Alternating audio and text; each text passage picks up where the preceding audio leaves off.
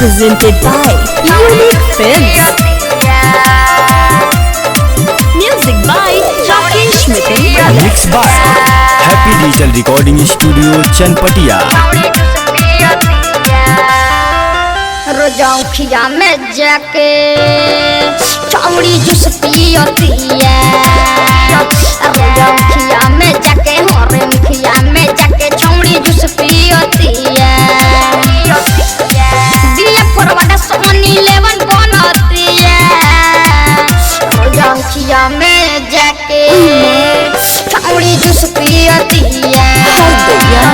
रोजौखिया में जाके हरेखिया में जाके चौड़ी जूस पियती है। चौड़ी जूस पियती है। चौड़ी जूस पियती है। चौड़ी जूस पियती। ये नरजी के खातिर ये यार से लाऊं खबड़िए में घुस के करे खूब खेले भाई। ये नरजी के खातिर ये यार से लाऊं खबड़िए में घुस के करे खूब खेल।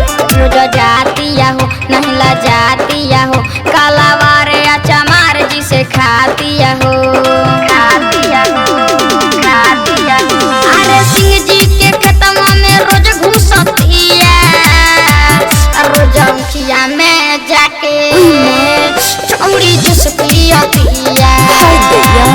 रोजौखिया में जाके हरेखिया में जाके चौड़ी जूस पियती है। चौड़ी जूस पियती है। चौड़ी जूस पियती है।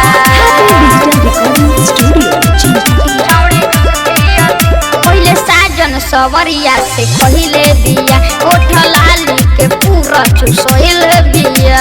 सुनत रह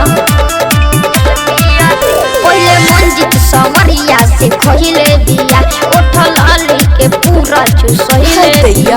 फिर पकड़ा जाई हो तब कहाँ जाई हो मंजितवा धक्के जब खिया दी तो मोटा जाई हो। अरे जग मांगे पर कस तो बेरू सतिया। रोजौखिया में जाके चौड़ी जूस पियती है। रोजौखिया में जाके हरेखिया में जाके चौड़ी जूस पियती है। हैप्पी डिजिटल रिकॉर्डिंग स्टूडियो सावु विवाह भवन के पीछे वार्ड संख्या 6 चनपटिया।